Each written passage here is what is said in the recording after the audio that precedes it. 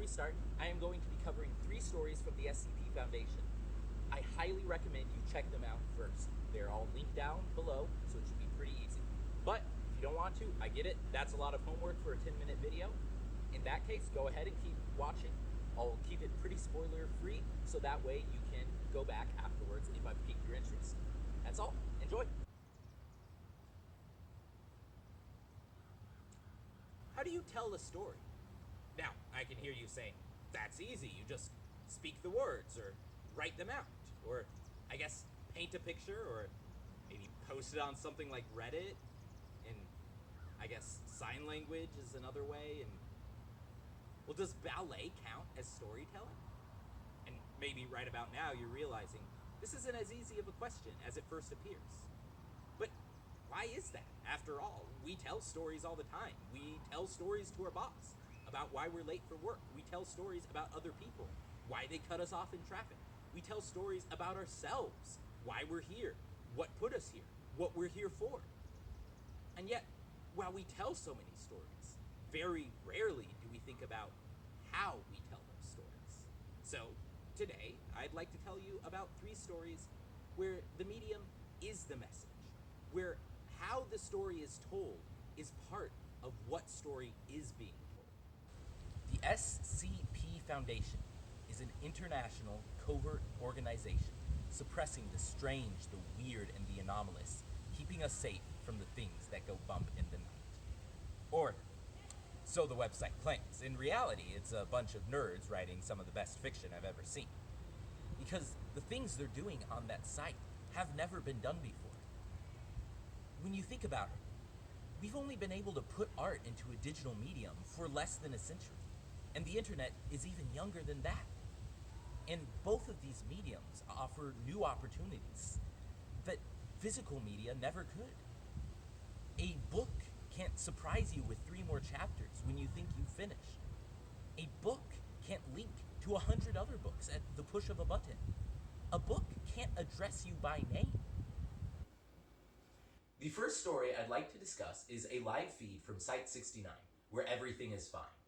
It's written by Crokenbush and is a linear story told through non-linear vignettes.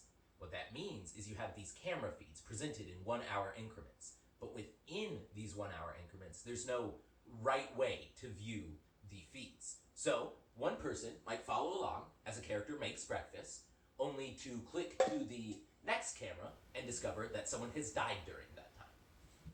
That's a much different experience for the reader compared to watching the murder happen, then following the meal prep, knowing all the while the violence happening only a couple rooms away. And while the author may have had some kind of vision for how we should sequence these events, and we know at least one was written before the other, that's not present in the final product. The author is able to surrender some of their control over how and when we interact with their story. Think about how hard that would be to do in a physical book, or even how you would do it. But the computers make it almost effortless. Well, for the reader anyway. The author still has to do some work. Now, let's change direction slightly with our next story. The SCP-001 Proposal by Placeholder McDoctorate. I could explain the name, but it's a long story and not really relevant. At first glance, the proposal seems starkly linear. You click through different versions of the same document, watching them grow further and further from what we would term normal. Wow, growing worse and worse until the letter A no longer exists. And then you go to the next version and end up right back where you began, staring at the same words you started with. Except now, those words mean something different because you've seen what is to come and you know what is to come has already passed. There's no way to approximate this in a physical book. You can try with notes directing the reader or copying text, but those are clunky solutions, and McDoctorate's proposal is elegantly simple. There's no hint of what's coming next, only the surprise. Again, we're seeing this new medium enable new types of storytelling, letting writers tell new stories. I struggled with what to pick for my last story. After all, there's 9,000 articles on the website. Add in tales and other supplementary materials, you're well on your way to 20,000 pages. How can I pick just one more thing to encapsulate all of that? How do I know I'm not missing the perfect article or tale just because I haven't read it yet? So instead, I went with a cop-out. The last story I'd like to talk about today is the SCP Foundation, a story with thousands of authors and even more visions of what it actually is. On the website, there is no canon. There are no rules about what must happen or what can never happen. And so when you or I or anyone starts reading, we're forming our own unique version of what the SCP Foundation is. And it's perfectly valid. And when a new story is posted, it's placed in this context no one can fully understand because everyone has their own version of the context in their mind. And all this means the SCP Foundation isn't just some interesting example of the medium of digital storytelling. It is its own medium with its own rules and tools and techniques to be used and subverted. But then again, isn't that true for everything?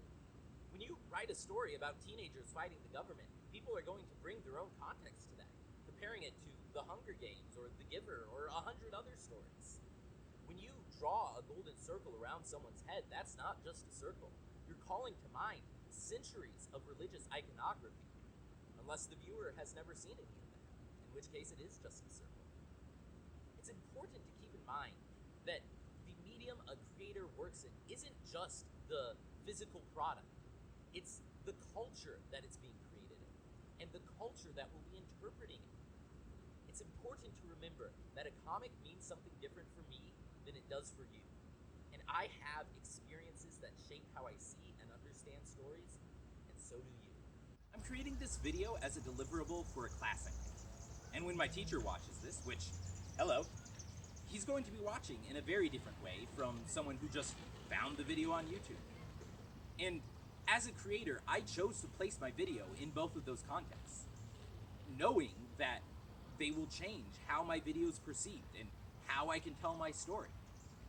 I didn't have to make this a video essay, but I chose to because I really like the SCP Foundation and I want to do the stories justice. And I think this is the best way to do that. But maybe you disagree.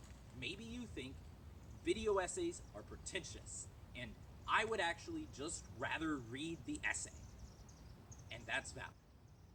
I hope you got something out of it, and thank you so much for sticking around to the end. But at the end of the day, there's only so much I or any other creator can do. Ultimately, we need to let go. Hit upload. Send it to a publisher. Show a friend. And let the world see what you've been working on. Alright, that's a wrap. So I'm only going to do thank yous once, so let's make sure I get this right. Huge thank you to the authors of the SCP Foundation, who obviously created this awesome thing that I'm talking about. Huge thank you to my teacher for letting me do this whole thing. Not an ordinary project. Huge thank you to all my friends who lent me gear so I could get this done on such a short notice. Huge thank you to God for sending the wind so I didn't roast alive in this like 80-degree heat. Huge thank you to you who is watching, presumably, and